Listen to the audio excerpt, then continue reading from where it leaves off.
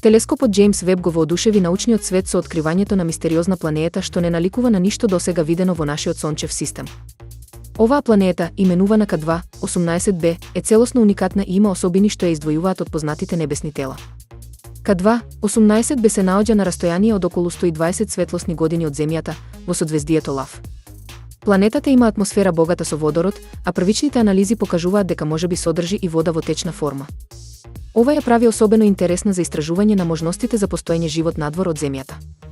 Научниците веруваат дека К2 18b е хибриден тип на планета, наречена хицианска, со карактеристики кои комбинираат елементи од карпести и гасовити планети.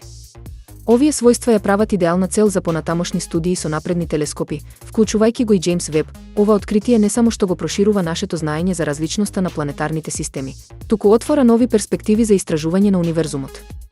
Според експертите, К2 18b би можела да биде клучна во потрагата по докази за живот надвор од Земјата. Кина најави дека планира да организира прва трка меѓу човек и робот, што ќе представува значаен напредок во истражувањето на вештачката интелигенција и напредните технологии. Трката ќе биде дел од напорите на Кина да се постави во првите редови на глобалната трка за технолошки иновации. Настанот ќе се одржи во 2025 година и ќе се базира на соработка помеѓу инженери, роботички тимови и учесници од различни области на технологијата.